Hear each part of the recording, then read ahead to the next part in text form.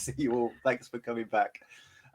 Today we are doing security testing and the future of testing, and we have two very, very special guests, and they are Dan Billing and Santhosh Tuppad. We usually start this by just kind of saying where we are as a kind of a global thing. So I'm obviously in the UK in England. Dan, where are you? I am also in the UK and England, specifically in the city of Bristol, in the locale that is known as Clifton, which is the posh bit of Bristol.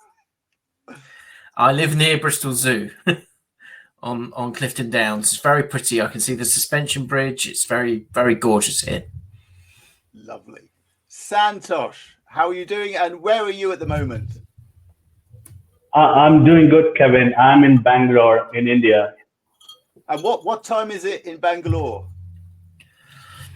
It is 11:35 p.m. in the night. Oh, nice. I'm feeling sleepy, yeah. We'll prod you every now and again if it looks like you're dropping off. So obviously today we're going to be talking about security testing, which is a fascinating topic. And we have two experts in the realm of security testing. So you've both got into security testing in very, very different ways. Dan, how did you get started in security testing? I suppose it's unorthodox in that I didn't train in security in any way, shape or form. So earlier in my career, it was just a regular tester doing generalist testing skills. So I do a bit of automation here, manual testing there of different kinds. And probably had stumbled across security test issues while I was working, but not really understanding it. And I think really where I started to sort of converge into those sort of areas of learning was not only when I was coming across resources such as what was Software Testing Club and is now Ministry of Test, and then all the stuff I was learning around session-based test management that I was picking up off various forums and what was available on the internet at that time. I was working at a company that built systems and software for the police, and I was looking at the requirements, and there was very little in there about security at all. We were dealing with criminal records information, penalty notice processing. So basically, if you got a speeding fine from a speed camera or a police officer in the UK, then the ticket would be processed through this piece of software. And it was going to be used by all police forces and the combined police force of Scotland. So there was a heap of data going through this. And they had performance test criteria, but nothing relating to security at all. And basically, my manager at the time told me not to worry about it because it would all be done after the software had been produced. So they were going to do a pen test or a security test by an external service or another department later in the day. But one of the developers that I work with, his name's Ian, commonly referred to as Uth because he's into his medieval and sort of and he's a bit of an author as well, and he encouraged me. He's great. He was a really good developer. He's one of the best developers I've ever worked with. He still is. He works for Red Hat, and he encouraged me to really look at the security requirements that were implicit, not explicit in the documentation. And I did start finding security vulnerabilities in the software, or at least pointing out potential risks in our approach. And that's how I started getting into it. After that, I started formalizing some of that training, so doing external courses. When I shifted to being self-employed, I worked at the military installation in Taunton called the Hydrographic Office, where they make naval charts. And this was right before I started working with you, Kevin, at New Voice Media. I did a 6-month stint at another company before that, but I really started getting interested in the security stuff there. And one of the earliest security flaws that I looked at, I think one of my colleagues found it, but we also sort of worked on it together, was you could, it was on it wasn't on a naval system, it was on an HR system. So you could get to any employee's profile, whether you were their line manager or not. So I could modify the URL to get to anybody's profile, whether I was their direct or indirect line manager. It didn't matter whether I was in their line management at all or not. So I could go in there and modify and change any of their profiles but essentially an escalation of privilege.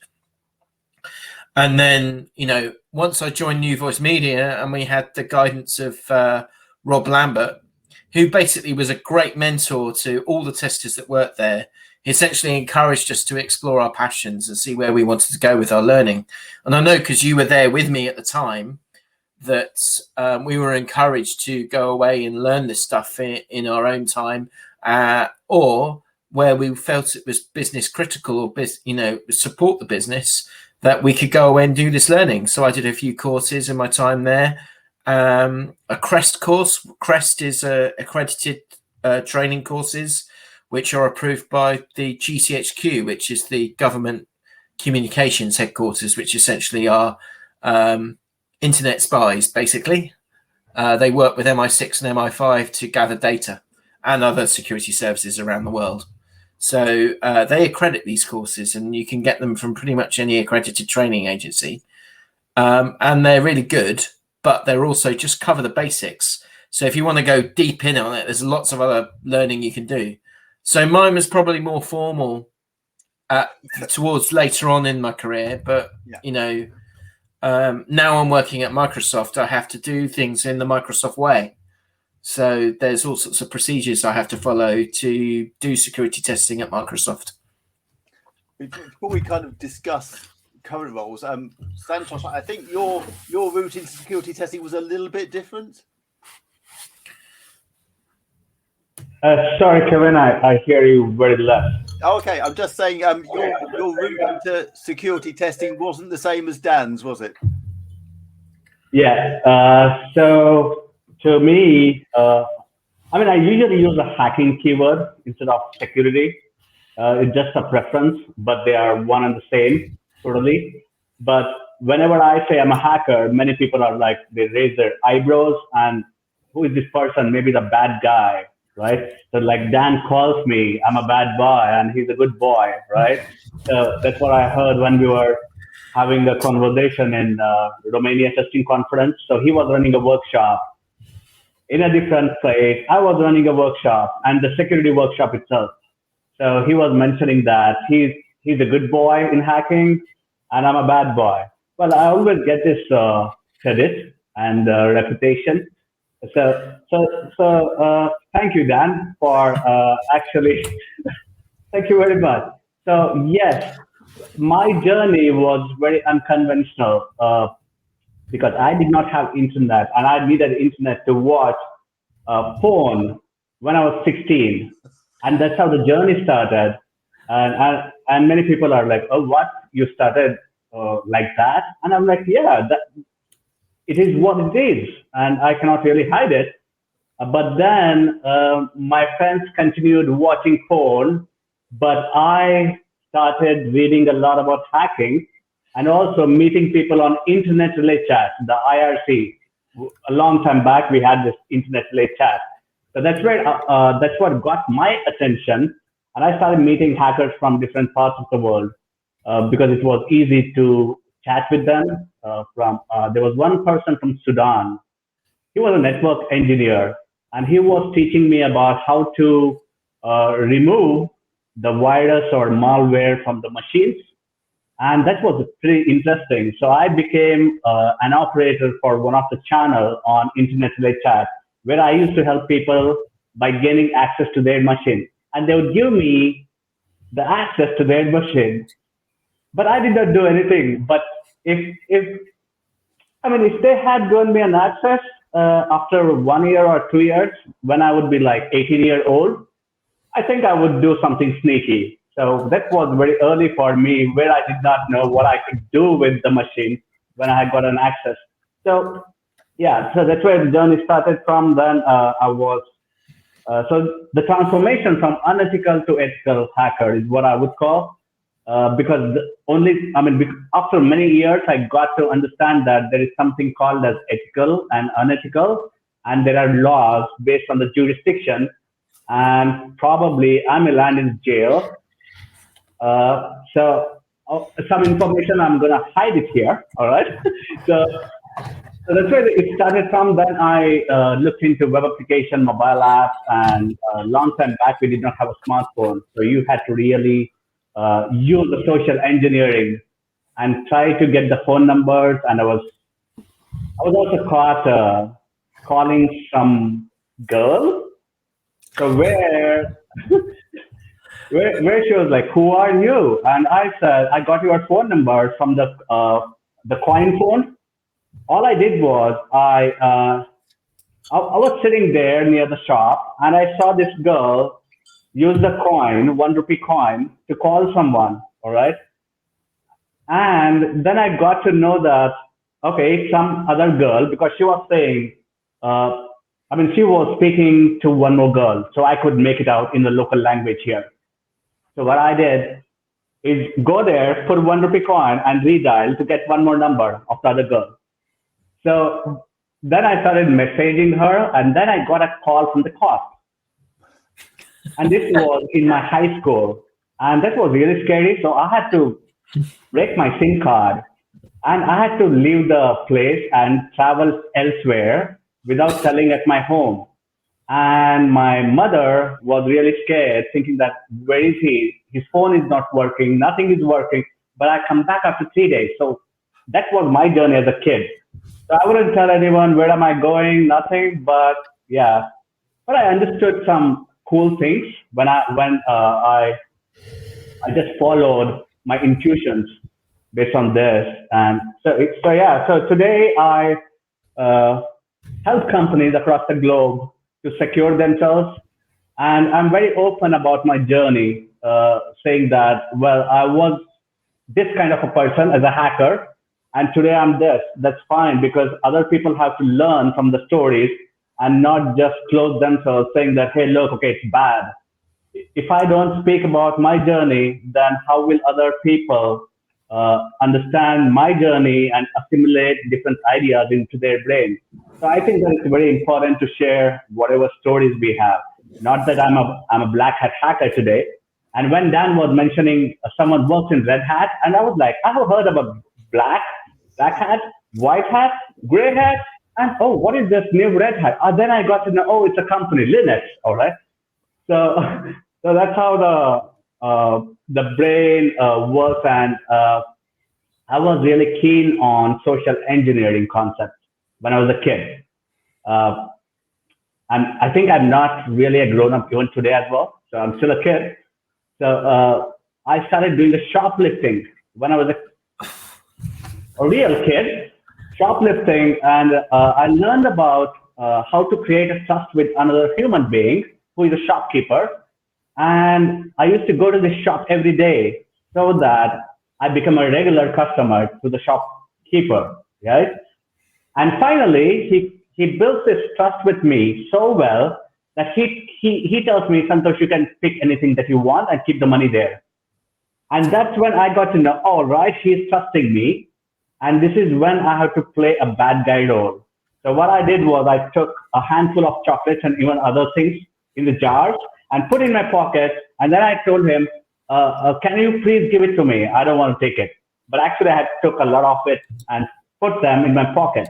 So that's where the journey. Most of the attacks that I did was through social engineering and writing the malware through VBScript.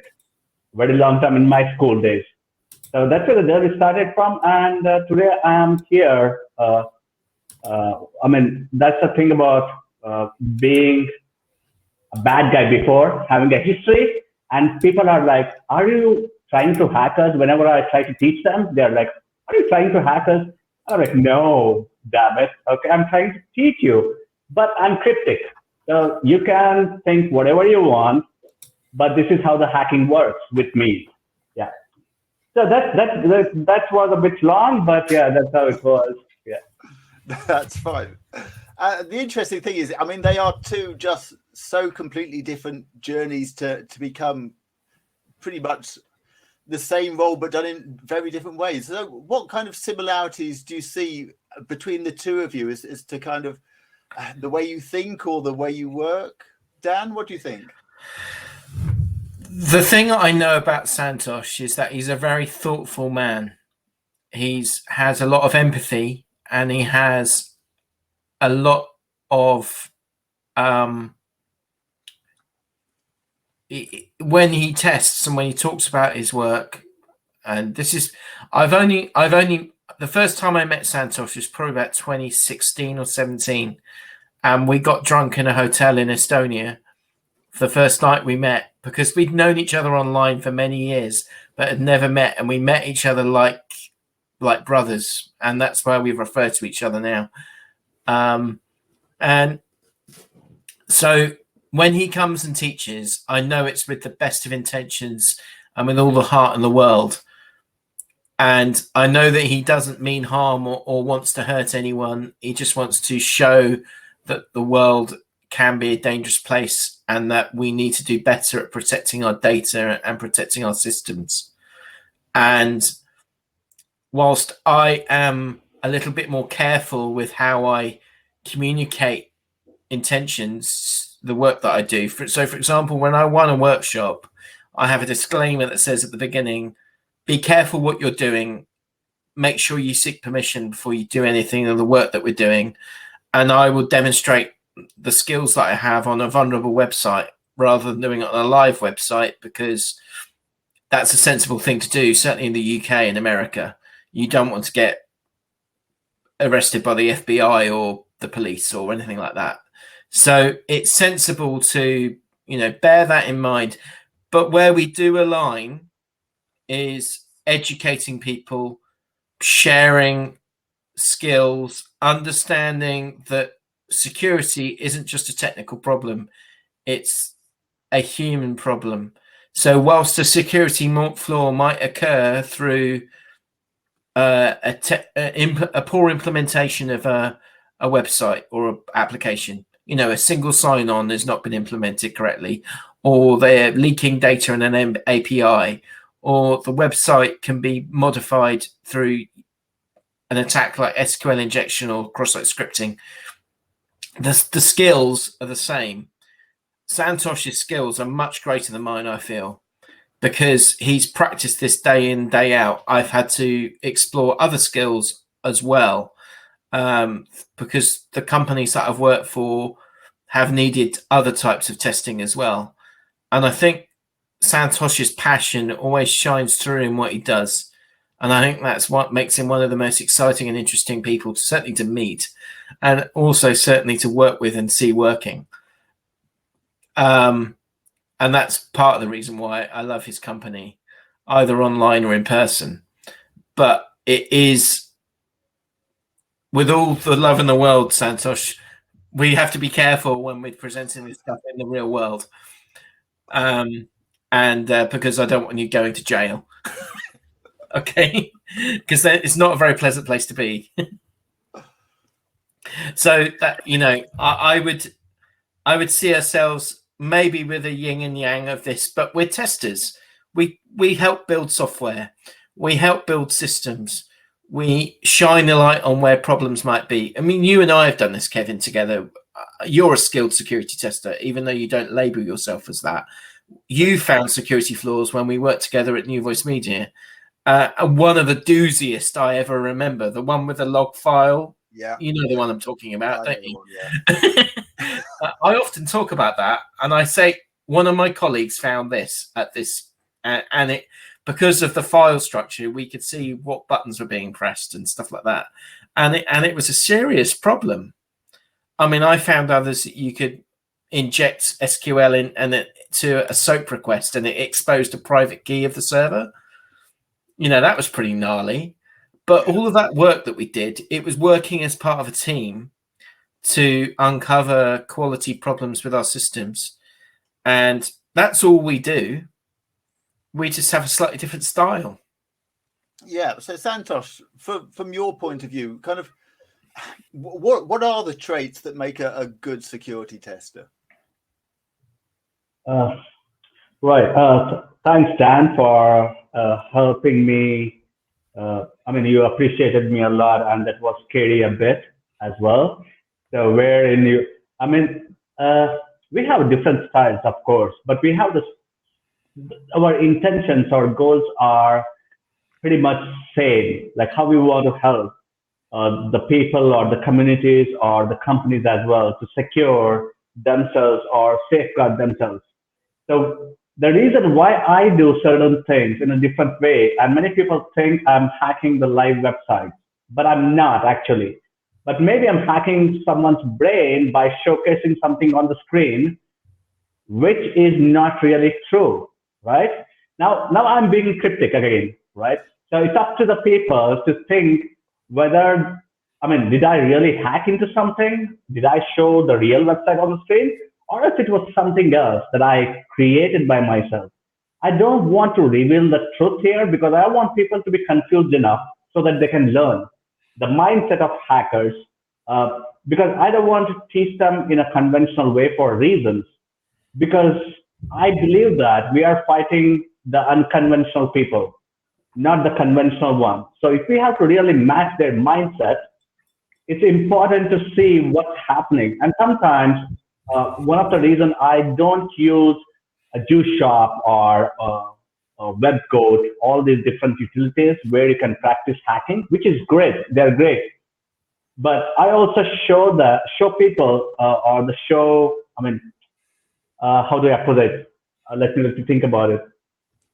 The expression on their face when I show them product A, which looks like live, versus product B, they really get excited with the A because they think I'm really hacking the live product or the website or mobile app. And they really get excited. And I just feel like it's a kid having a broad smile on the face where they feel different about the live ones versus web code. They're like, oh, well, this is a test site and we know it. So when you know something, it's hard to feel that. So I like giving that feeler to the participants by showcasing something, or else it could be a proof of concept in my videos, or else it could be just showcasing with the Google Docs. How many admin panels can you get? I mean, you can get access to by just using Google search. But do we put Google into jail? No. But because we are using Google Docs, we are using in-URL, file types, and everything. We are gaining access to the admin.aspx or admin.php. And there is so much, there are so many loopholes on the web. And I think we need more people doing this. And finally, instead of catching some people based on, oh, well, they just went there and hacked, they need to speak about it openly. Or else we are creating a taboo, just like many other things in the society, about hacking society as well.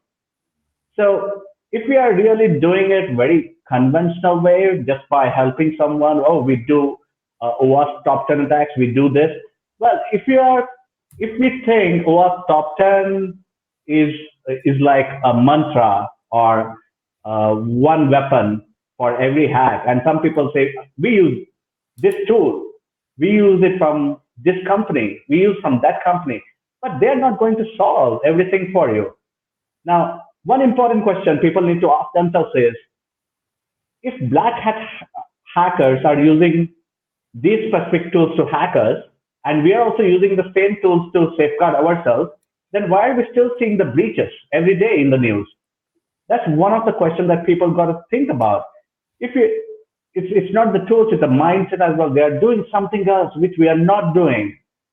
And for that, one has to deep dive into other parts as well to understand the mindset rather than just following the same thing. Just like, oh, let me use OWASP top 10 is a great starting point, but it's not all about OWASP top 10.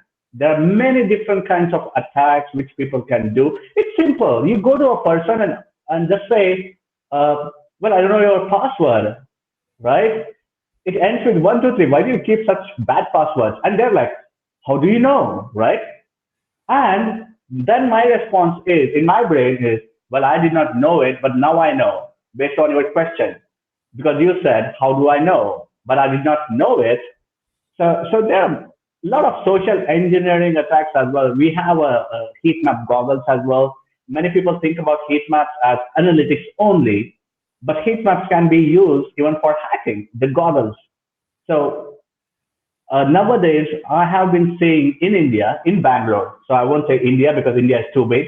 All right. So I say in Bangalore, I go to some shops and I see this touch screen on the PIN number.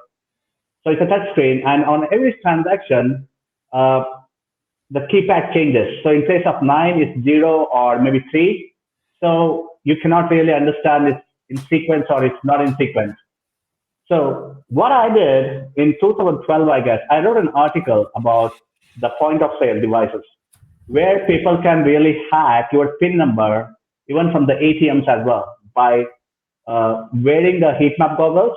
So let's say Dan is in the ATM and he finishes his transaction. He punches his PIN number, which is on the physical keypad.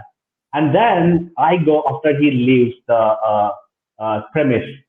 And then with the heat map goggles, I can see the temperature variation. And whatever is the high temperature based on the color code, that is the last digit. So I have 4 color codes. So I see it from last to highest temperature to the low temperature, and then I get the PIN number. Now, many people think, oh, well, you just got the PIN number, but the physical card is still with Dan, right? Now, this is where many people cannot really think crime. So how I think is, what if someone follows Dan and tries to, maybe kill him, all right? So they will try to kill him, and that's a crime now. So it could be anyone for that matter, but I'm not going to kill Dan. It is my brother. Please don't kill Dan. So there are many crimes like this, and we take things very easily. For instance, PHI, Patient Health Information Act, and your Insurance Portability Act, whatever, HIPAA compliance, they are not going to safeguard your data at all. The first thing is compliances. They're good to an extent, but they are not really safeguarding someone's data or how they would really do business. Because nowadays, healthcare, there's a vendor, and they give the same product to multiple hospitals. Okay. Now, what happens is we got to think crime here. That's how we can fight the crime. If we don't think crime, it's hard to stop the crime. That's what I believe in. So what I do is I go to a hospital and it's just to slash admin to many hospitals. And some people are on WordPress. I don't understand how can you have a hospital's data on a WordPress? No, you don't do that in today's world. Okay. And then I go to the slash admin or even use the Google Docs, and I find the information so easily. I'm on their admin page, and some admin pages are like this. Dear visitor, welcome to the admin page. Why the hell a visitor will be on admin page, first of all?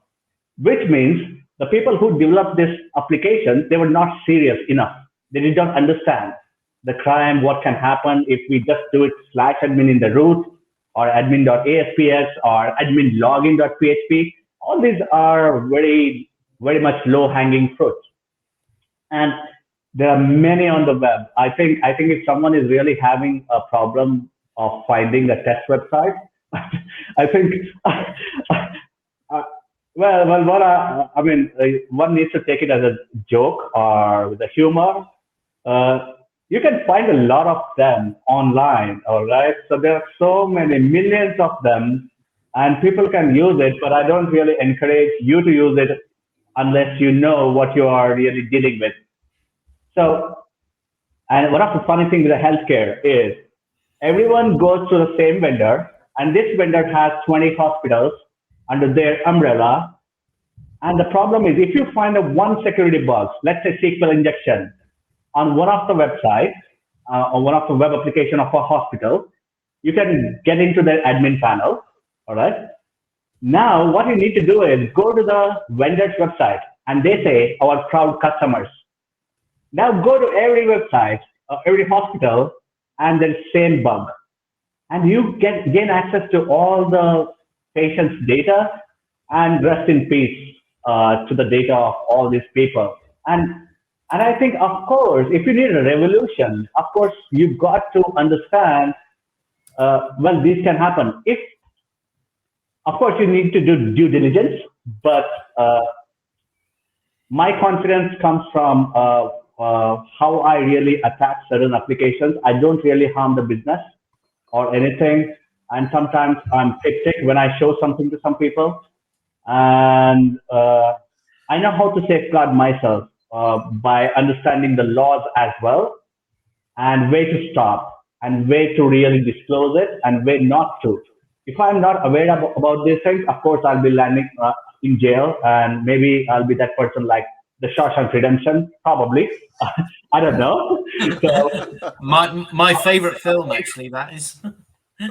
I'm slightly worried now because I did see you give a talk once, and I don't know how much of it was real or not, but basically you showed how you could register yourself as a doctor in one of the local hospitals. And that has stuck with me over the last few years. I think, Kevin, you are actually looking at my expressions here. Oh, well, that's true then. Well, it's not true, but yeah, the physiological expressions play a lot of great role. And many people come to me asking about, well, I need to learn about OWASP Top 10. But I'm like, what do you know about hacking? Well, nothing. That's what I want to learn now. Okay, that's cool. So you want to learn about OWASP Top 10. But do you even know who your enemies are?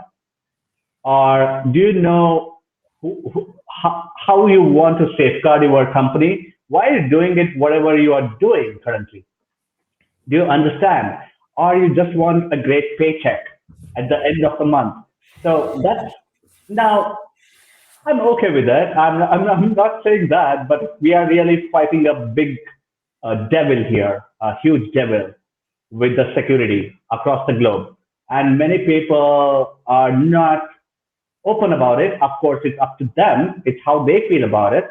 But also, we need to open our doors to different kind of hackers as well, who have a good intentions. Like Dan was speaking about, we have our main intention is to safeguard the data, because we feel for the customers, and I really feel I really feel for the people of the planet.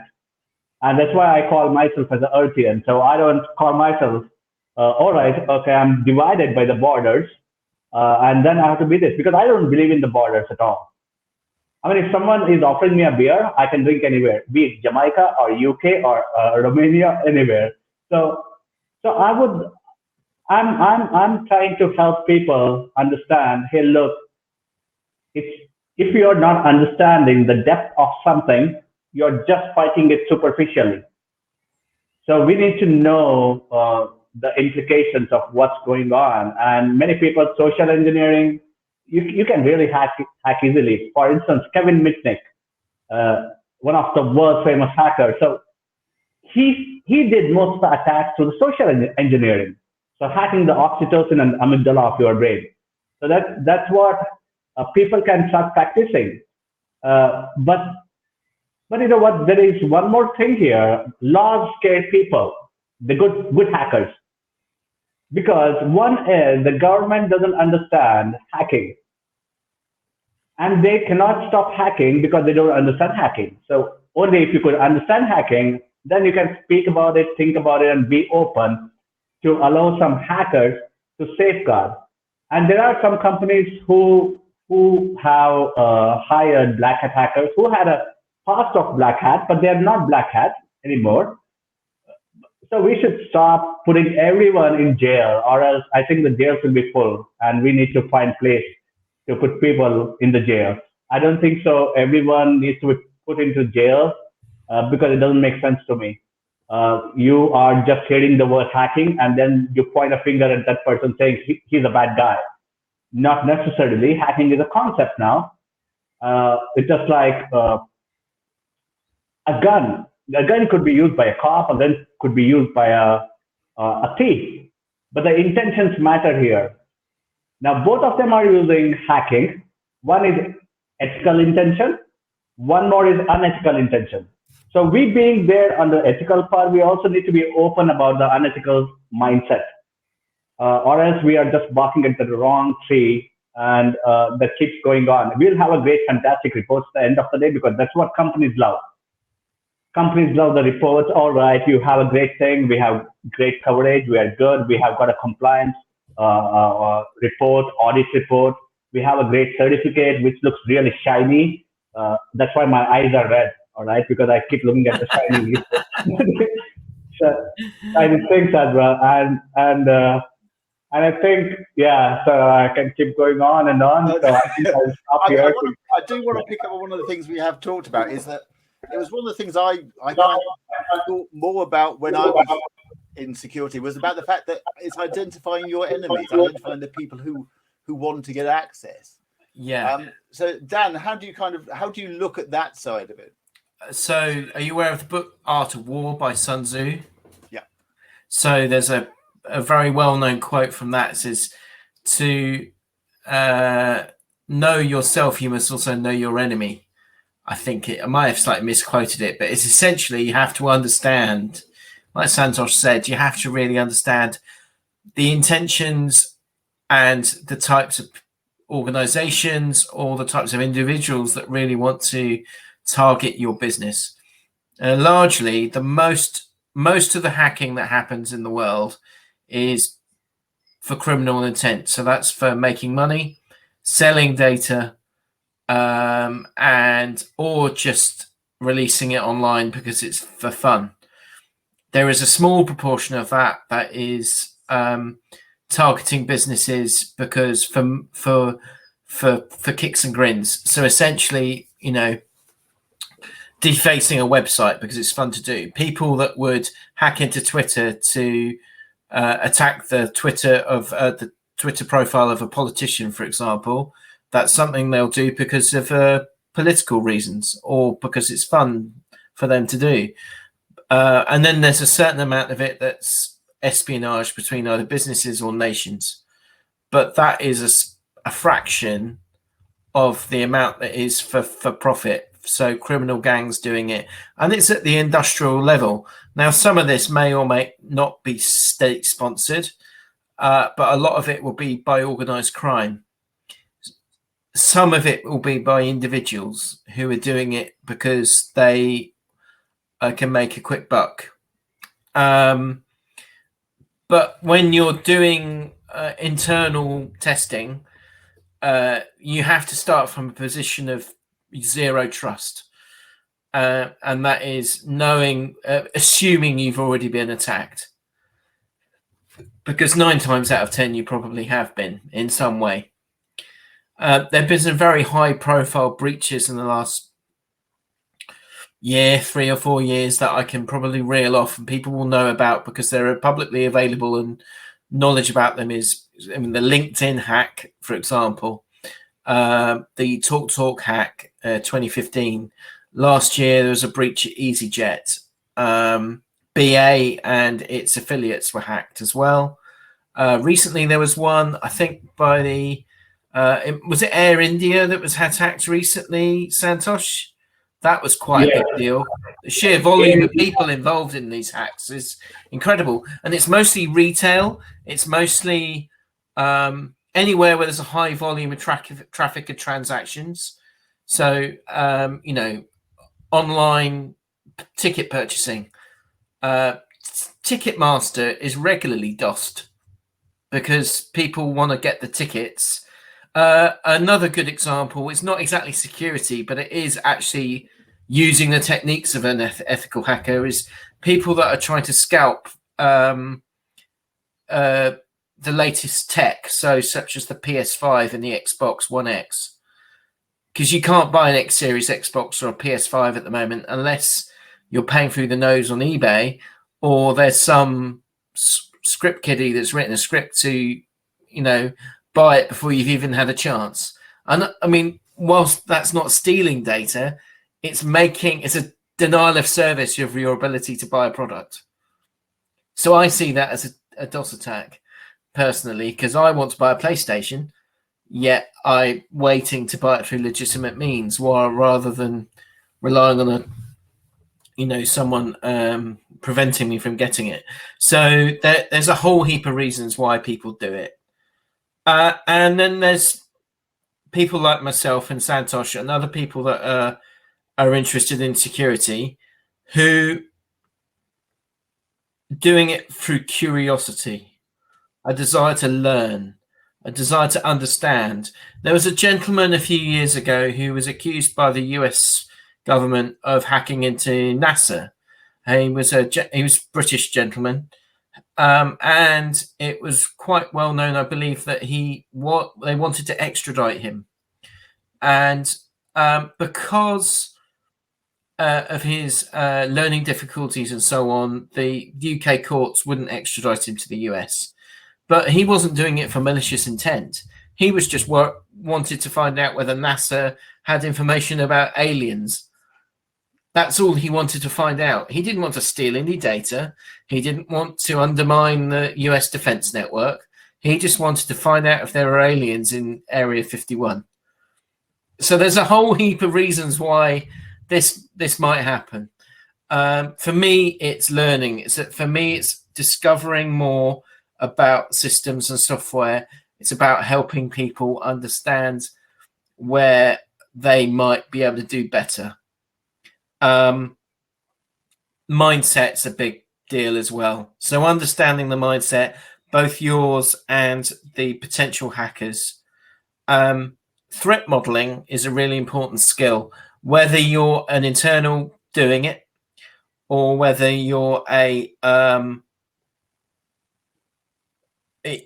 whether you're someone that needs to figure out how to get into somewhere, because you're basically identifying risk and potential loopholes in the system, and it's up to us to be able to figure out where we can do that. And there's a lot of talk about shifting left and bringing the development in earlier and bringing testing in earlier and this is where things like DevOps have become popular, and then integrating things like security into DevOps as well, whether you call it DevSecOps or it's just part of your general operations and development practices. This has been thought about and talked about for years, yet, and like Santhosh said, we're still getting attacks and breaches happening in some major businesses. And whilst there might be a fine for that business that's been attacked, they might get a financial fine, they might get a reputational damage. Ultimately, the people that are losing out are the people that own that data, and that's you, me, and everybody in the street who buy their products and use their services, who have entrusted their data with those individual companies or those government organizations, for example. There was recently a DOS attack against the Republic of Ireland health system. That has impacted people we know whose records haven't been accessible. So, this happens on a daily basis, and we don't hear about all of them. We hear about a fraction of them. So it's just about visibility, and it's about taking ownership for your own stuff. I almost said the S word. I'm sorry. And it's about taking responsibility for the data that you are entrusted with. As individuals that work in businesses, you work in financial sector. I work in a major IT company. Santhosh, you advise your clients and consult to your clients. We have to give them the tools, the thinking tools and the technical tools to be able to make appropriate decisions about security risk. And a lot of companies still aren't learning those lessons. And it's scary. It's really scary that is still happening day in, day out. I read the Hackmageddon blog each month. There is a list of the latest breaches. And most of the breaches are in the retail sector and finance sector and things like that. And most of them are simple, SQL injection attacks or broken authentication attacks, which are basic. It's basic stuff. Encrypt your data. Don't leave it wide open to attack. and don't make the user interfaces or the APIs vulnerable to exploitation. It's basic stuff. It should be ingrained in every development team's head to implement this stuff carefully and with due diligence. Don't leave credentials lying around in log files or code open to the world. Don't leak data in your response codes, error messages and things like that. Even invalid username and password is helpful to an attacker because they can enumerate that. They can keep trying password and username after password and username and try them because people aren't implementing brute force protection, for example, which is a very simple way of preventing that kind of attack, is by implementing some kind of brute force protection. Yet we're still not learning those lessons, and it's happening all the time. It happens all the time. Santhosh, what would be the first thing you would say to a company when you kind of get involved with them? What would be your first piece of advice to them?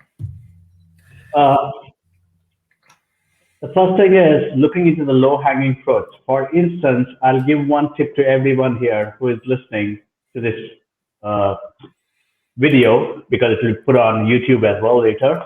So what I would tell them is, can you go to securitytrails.com, okay, and then enter your website name, the domain name, and then you gain access to all the subdomains, which could be staging dot something, test dot something, and a lot of subdomains. And many people think that, testers, they think that I need to ask this to my managers or the CTOs or CEOs about how many subdomains exist on my web application, on the domain. And the first thing is, they don't have even that basic authentication, where you can enter your username and the password. Well, that's really basic. That's how the name goes, basic authentication, right? So that's very basic, but at least they have some layer of authentication to access the internal website, which could be like staging.example.com or security.example.com, because that is used by maybe security testers inside the organization. Now, many people, whenever I report it, my customers tell me, well, that's a test environment or there's a staging server. That's okay. What people can do? Well, that's where they have a bigger problem, because they don't know these internal servers or applications that we have access to as a hackers, right? Let's consider I'm a black hat hacker now. I have access to all these subdomains by just going to securitytrails.com, or we can also use this from GitHub, sublist3r. That's one of the utility people can use to brute force the subdomains on a server. And my clients, they always say, we don't have it's not a big deal. It's the same thing there, but it's the test server or a staging server. But they don't know the test server has debug mode equals to on, 1, a Boolean value, which means if there is any exception, it throws out a stack trace, giving a lot of details about the servers, frameworks, and everything. Now that's intelligence information for malicious hackers. So they use that data on their test servers if they are open. I keep seeing them always. So it's not something like we are in that century where, it's difficult to gain access to those internal applications. We can gain access to it. And many people do this. They say, we have a big IP firewall, we have this firewall, and firewalls doesn't mean they do security totally. It doesn't mean anything, the firewalls. You can do some things with the firewall, but you're not going to stop the attacks that happen from your application code. So we have to cover application code, your network layer, and how many people even remember the OSI model even today? Because many people just graduated and they wrote a great answers, but they did not understand how hacking or any kind of work which you do in software it can really help you understand the different layers and how they function. And then you can find loopholes in every layer in them, presentation layer or database layer or anything. And people are not doing even the top 10 proactive controls. Dan and I know that about the proactive top 10 controls by OWASP, query parameterization or escaping your dangerous characters or encoding your HTML and all these things, right? Now, one of the simple things is any tester or anyone in the organization, not necessarily tester or whatever we call them, they can go to their management or engineering team and ask this question: are we doing query parameterization? Take these top 10 controls from the OWASP and just add "RU" to the prefix. Are we doing this? Are you doing that? So just by asking questions, you are going to get a lot of great information. So if they say no for any of this, then you say, hey, look, we have a loophole there. We need to fix that. So you can even find the security bugs by asking questions, not necessarily need to know how to perform the exploit. And many companies, many clients only believe if you have an exploit, and that's a big problem. They don't close the door if the door is open. I say, hey, look, the door is open. And they're like, well, what can you do with it? Well, exploit may take maybe a month or maybe a year, and black hat hackers have a good enough time. As a white hat hacker, I don't have good enough time because we have to move on to the next business. And black hat hackers, they keep looking at a software X, and they can keep looking at that same part for 10 years or 20 years if it's there. And that's one of the reasons that I say we have less time, and that's why we gain access to the database to do SQL injection. How is the query parameterization done, or how is the querying done? Are we neutralizing SQL injection attacks itself? And one is being an outsider, you try to hack it. One being an insider, you try to hack it. So when you have less time, being an insider plays a great role, where you can really help the companies understand the security bugs much better and faster as well. If we are always doing it from the outside itself, of course, we are trying to wear a black hat hacker hat, but it may take years, it may take months, whatever time. So that's what I do. So I pick on the low-hanging fruit and I show them to the client. Hey, look, you don't even have the authentication. And many people do not have static IP address or dedicated IP address. So if you are outsourcing your testing to some people, the vendors, especially in India or Philippines or wherever you are outsourcing, be sure you are having a static IP address to access something inside your network. Don't just say staging.example.com, just go and access it and test it. That's not the way. We should not be doing that. So whenever I look at these things, I feel like I'm in the stone age of software. So that's a big problem. And you can just go to, I think, Dan, do you know about OSINTframework.com? There are so many tools on the. I have heard of it. I've not used it myself, I don't think. Cool. So we have OSINTframework.com, and many people ask me, oh, what tools do you use? No, it's not about the tools. You have many, many, many tools, and one life is not sufficient to use all of them, I'll tell you. That's my answer. And moving forward, you go to packetstormsecurity.com, you find thousands of tools. And then when I give packetstormsecurity.com or OSINTframework.com, and then people say, there are so many. Exactly. That's my answer. Your question was, what tools should we use, right? So you use multiple tools based on the context, what you are trying to achieve, and not just one specific tool. Let's stop glamorizing. This is one godly tool. I think we need to use both the devilish tools as well and the godly tools as well, and many other tools as well, which are in the middle layer. And that's when we understand certain things. And many people, even the customers, have this problem because they always work on what's the severity of this problem. Well, black hat hackers, they don't ask that.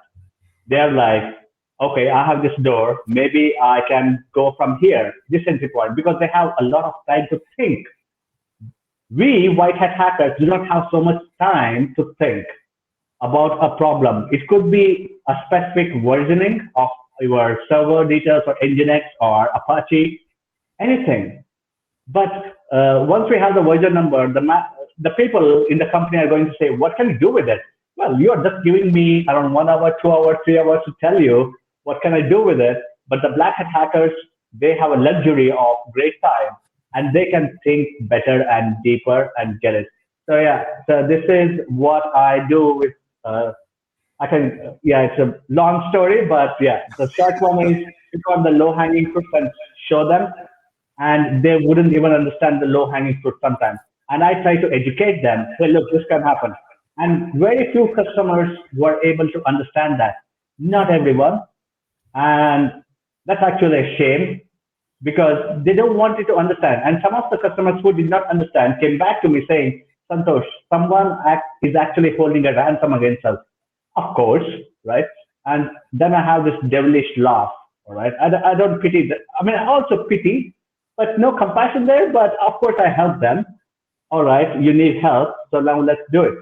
And many customers come to me and say, can you just reproduce this, because this person is asking us so many US dollars, like thousands of US dollars. And I think the average ransom nowadays is 150,000 US dollars. We don't even go with 500 US dollars or 1,000 US dollars. And okay, here is the thing. Even the biggest companies, whenever they do a bug bounty program, they have to learn how to really appreciate the efforts of good hackers. And if they don't do it, and I remember the funny part, I wouldn't like to name this company, but when I gained access to all the users' data, and I don't even want to say the country name here. Well, I'm an Earthian, so somewhere on the Earth, somewhere on the planet, I did that. I gained access to all their customers, all the data, and I could send money to myself. So I could do that on every monthly basis, a payout, like a paycheck, taking 50 cents from all the people, all the users, and then I would get around many, many thousands of US dollars. And of course, they could have found it, but they did not find it, right? Because they always rely on the report, and that's a big problem. Let's get out of relying only on the report. Report helps only if the content is beautiful there. I mean, the content is great. So when I did this hack with this company, and I did a responsible disclosure, not an irresponsible one. So that's the reason when I do a live hacking, it's not exactly what people are looking at my screen. Cryptic mode, hashtag cryptic. There's so many things that are running behind, and many people think this, but it could be that. But I'm not telling here what it could be or whatever it was. I don't want to reveal the details, because I want people to be confused. As much as they are confused, they can learn better. That's what I believe in, especially with the security part or hacking. If you really want to safeguard the upcoming generations with all this hacking or someone demanding money from you. And coming back to the story, this company actually sent me one T-shirt. Coming back to the story, this company sent me one T-shirt. Wow. And yeah, so companies have to understand what they are losing and really appreciate. I was not looking at the reward, but many people are, because many other hackers, the good hackers, they would look forward to, oh, I don't want to help these people anymore. So this is what we are creating on this planet. If we not know to reward someone, then I think we should forget in the future that the next generations will be really happy about all these things. So that's, I'm really serious about this, because I have seen some of the crimes with the hospitals where there have been kidnappings as well, because they gained access to the patient record, and they said, we are sending you a taxi to pick you up, or an ambulance, but actually they were sending the goons to kidnap someone. Now, you see how the data leakage can go to certain deeper extent, and it has happened. And if we don't speak about it, many people will think, oh, what's going to happen, man? Just a phone number, just a first name. Well, I just need a first name and a last name, or just even phone number. I can use a Truecaller. Nowadays, everyone uses Truecaller. So go to Truecaller and find the full name, and then go to social media accounts, then learn about all their likes, dislikes, and create the profiling, just like how you see on Netflix series with the FBI or CIA. So you can do that, and you can really, I mean, I don't know where it ends, but we are in the pandemic of security as well. I did see a great program recently where they got people going into a coffee shop. This is a real coffee shop, just to kind of tweet something good about them, and they get a discount code.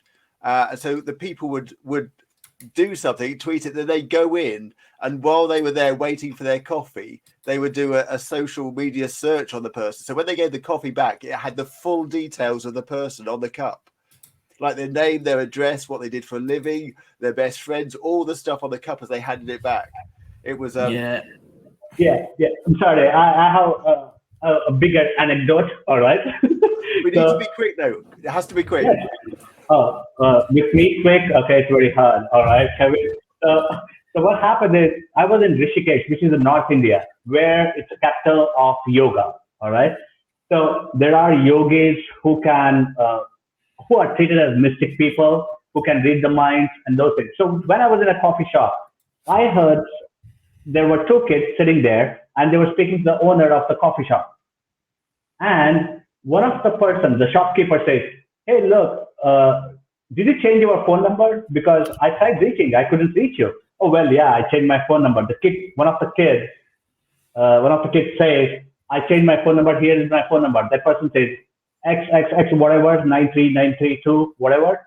Then my brain, I'm recording that, even though my eyes are somewhere else. And once I get this number, after half an hour, because I knew that they were going to sit there for half an hour having the coffee and chit-chatting. After half an hour, I speak to them. But before that half an hour, I actually look up the social media accounts and everything, because with the number, I can use, I think, Phone Infoga is software as well, Phone Infoga. So you can look into different phone numbers, and I just use Truecaller. Just enter the phone number. I got the first name, last name. Go to Facebook. Oh, wow. Now I have this data. And then I started acting like a mystic. Well, I think you're a mechanical engineer, right? Because that person had a profile there saying mechanical engineer. And that person said, "How do you know?" Look at that, how easily we can fall, how we can really fool around people. So I just wanted to share it. Okay, I'm done. My problem is I've still got half my questions left that we haven't got around to. We can do another one another time, or maybe do an offline chat at some point. We can respond in tweets or text or whatever. I'm happy to do that. Yeah, because the thing is, this is one of the most fascinating subjects. I mean, there are so many different levels, so many different places we can go with it. I still have, more than half of my questions. But we won't do them now. No. I've got fish and chips in the other room, so I need and I can smell them now, so I need to go. Yeah. Otherwise I shall fall over. But really, many thanks for your time tonight, guys. It has been as ever. The problem is that the story at the very start about how you two met, and I just how I met Santhosh in a bar, getting very drunk in Germany.